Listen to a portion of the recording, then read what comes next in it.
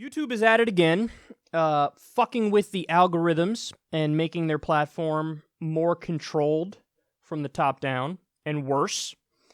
So look at this. YouTube's new attempt to limit propaganda draws fire from PBS.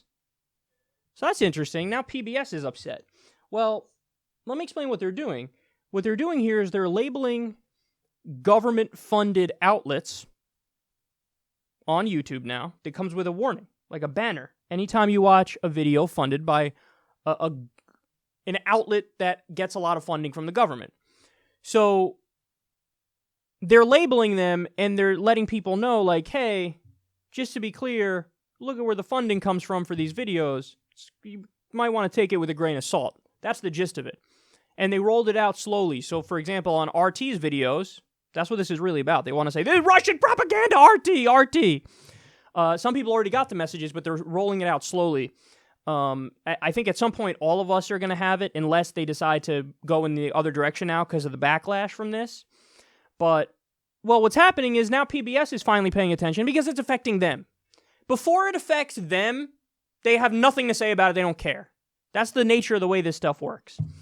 So when it was demonetization, well, it didn't affect them that badly, so whatever, we don't care. Well, it affected independent media outlets like myself, the demonetization scandal, the adpocalypse, as we called it. Well, what happens when there was the deprioritization scandal? That's the new one, is that new people have a harder time seeing my videos as well as the videos of other independent creators because we're deprioritized. So, in other words, YouTube is pushing more traditional media outlets, the corporate media outlets, MSNBC, CNN.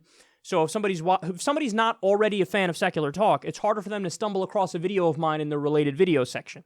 It used to be anything you look at that's political online. Anything. There'd be a video of the Young Turks that pops up there because they have even more videos than I do, but a video of secular talk as well. And we're just everywhere. But now when you deprioritize us in the algorithm and put us in a lower level, now we're not everywhere. Now it's harder for us to gain. We were gaining 30,000 subscribers a month not that long ago. 30,000 a month. 30,000. Now we're gaining like 3,000. Listen, I'm open to the idea that some of the drop-off is because the election's over, so people aren't as interested in politics. Totally. Even if you tell me, hey man, we're going to chop that number in half. You're going to get 30,000 a month, then it's going to be 15,000. I'd say, damn, 50% is a big drop-off. But you know what? Maybe that's just because of the election. But when you go from 30,000 to like 3,000, there's an algorithm issue there too. But listen, this isn't just conjecture. I'm going to get to the facts in a second here. But isn't it amazing that now PBS speaks up?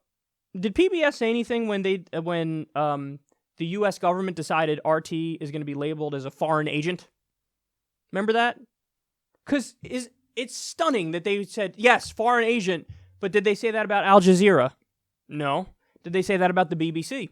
No. So, in other words, the argument is not, oh, let's just be honest with everybody and let them know that these are government-funded outlets. The argument is, let that one outlet from Russia, we're going to scare people about that one outlet and let the other ones off the hook. That was the U.S. government. Well, now YouTube is doing this, and they're doing it with government-funded outlets across the board, and now finally, since it's affecting PBS, they're going, oh shit, no, this is a bad idea.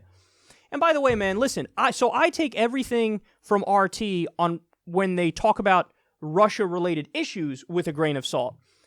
But other issues, they're just as good, if not better, than other outlets. I mean, Ed Schultz is on RT. He was fired by MSNBC when he opposed the TPP. You have Tom Hartman is over there. I think Lee Camp is over there. Abby Martin used to be over there. And when she was over there, she criticized Putin's move in Crimea, annexing Crimea. So there's a lot of good hosts over there, but because of this hysteria, they're just trying to smear the whole network and act like, no, don't take any word they say seriously. Well, listen, I'll take what they say on Russian issues with a grain of salt, but I'm also going to take what CNN and MSNBC say about foreign policy issues with a grain of salt. Why? They get tremendous, money from the military-industrial complex. Go ahead, watch one of the Sunday shows, Meet the Press or whatever. You'll see an ad for like Raytheon or Boeing, and you're like, what the fuck? What, are they trying to sell people in the audience fucking anti-aircraft missiles? No. What they're doing is they're buying corporate media's silence on their bullshit. That's what they're doing. Oh, don't do that expose on Raytheon or Boeing. They give a lot of money to the network. That's what that is. You have to read Noam Chomsky's Manufacturing Consent to understand this. The propaganda that's spewed by corporate media is just as servile to the U.S. government, if not more servile, than state media is funded by governments. So that's a mind-blowing fact, but it's true, and he details it in just with a painstaking amount of research. He shows you, no, this is the case, and I'll prove it. Here's how they're always doing propaganda for U.S. imperialism and the U.S. government. But again, is there going to be a warning on MSNBC and CNN? Are they going to say, warning, MSNBC fired every host who was against the Iraq War? Are they going to say that? No.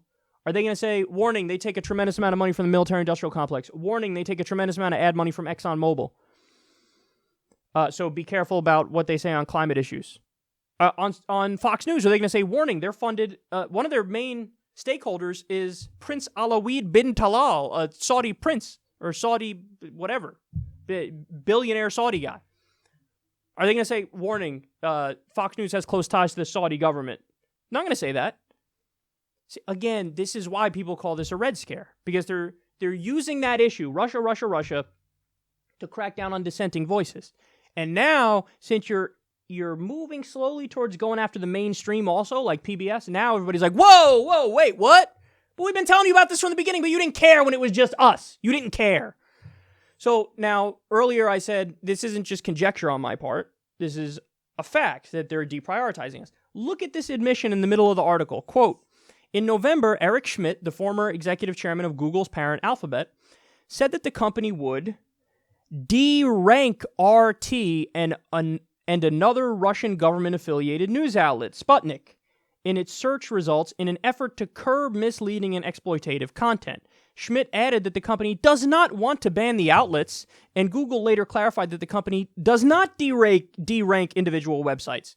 So, okay, you see what they just did there? There's an admission there. The admission is, okay, what more do you guys want? We made it so that the algorithm is biased against RT and Sputnik, and we made it so that we're burying their videos.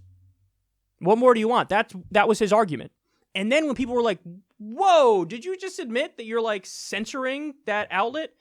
Google was like, no, we don't de-rank things. You just said you did. The former head just said, yeah, we de-ranked them. What more do you want?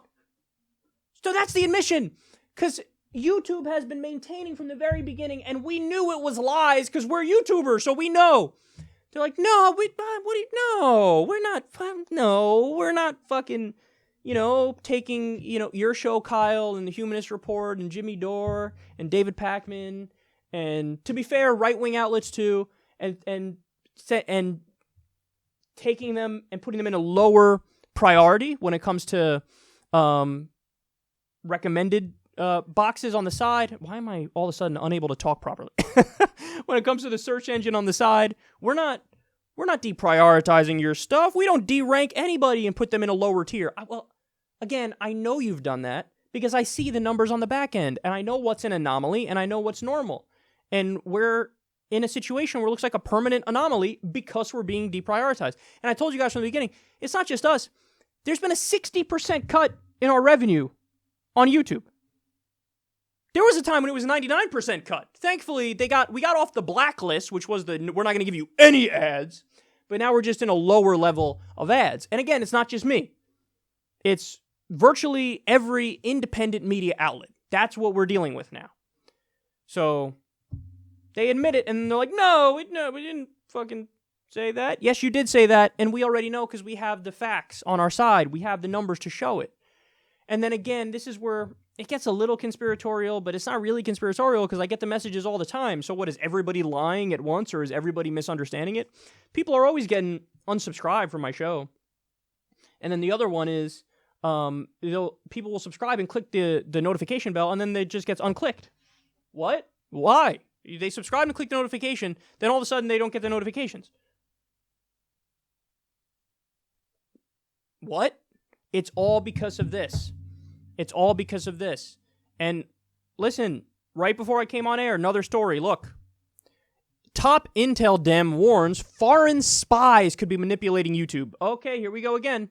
Here we go again, here we go again, here we go again, here we go again. So now it's not just, oh my God, fake news, crack down on the independent outlets and say like they're all like Alex Jones. Now it's not just that. Now it's, foreign spies too. You know what they use as evidence that foreign spies are on YouTube? I'm not kidding about this. It's going to sound like I'm kidding. I'm not kidding. They say in the article there were 6 times as many anti-Hillary videos as there were anti-Trump videos. And you think that's evidence of foreign spies on it? That's not evidence of that at all. You know what that means, you idiots? That means Hillary Clinton's candidacy pissed off the entire right wing, every right wing outlet online, and half of the left wing outlets. That's what that means. Because all the left wing outlets, the Young Turks, myself, Jimmy Dore, Humanist Report, David Pakman, Sam Cedar, especially in the primary, we were all Bernie supporters. All of us.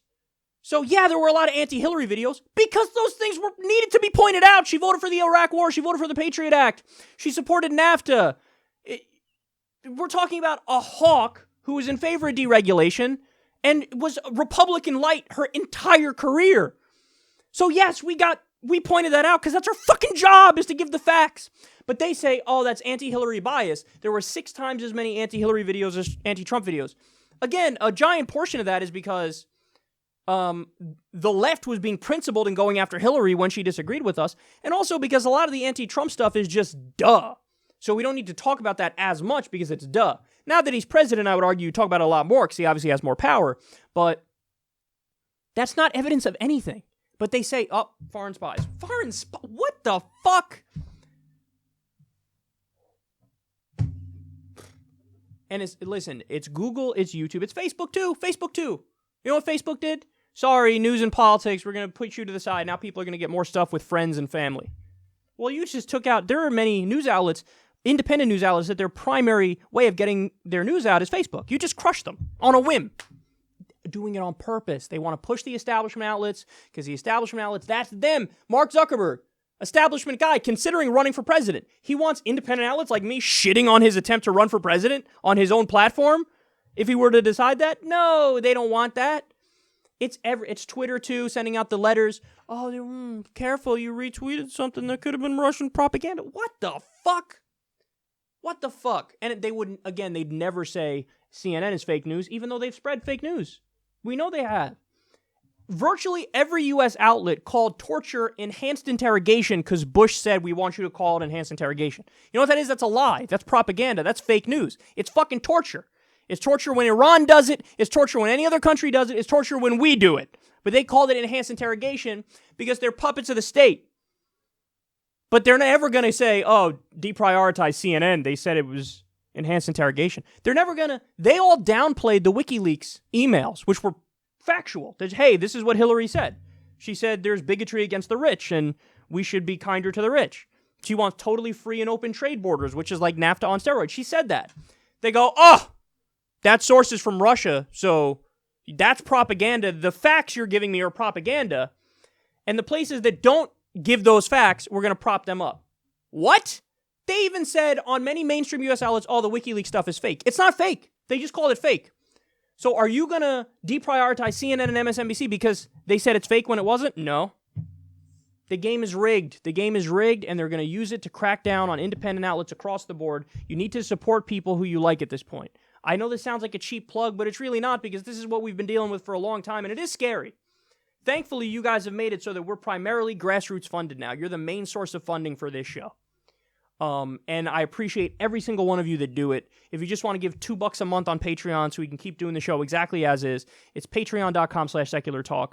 Again, I really, really appreciate that all of you do that. And I actually take pride in the fact now that I can tell people, yeah, this is primarily grassroots funded. Because you know what that is? That's a giant middle finger to all these fucking stories and all the ways that they're slyly deprioritizing us and screwing over independent content creators. That's you guys saying to them, you know what? We don't care. Throw the fucking kitchen sink at us and we got their back. And that's something that they would never have, ever.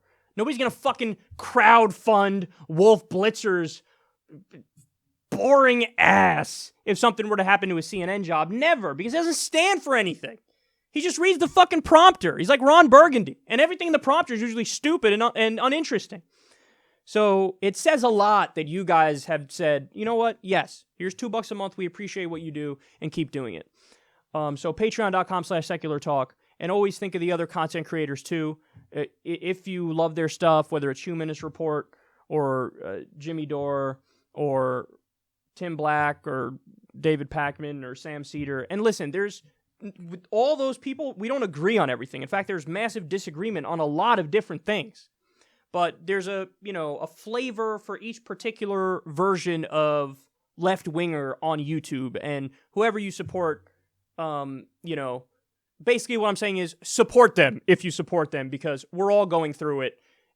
And it's just that some people aren't as vocal about it. You know what I mean?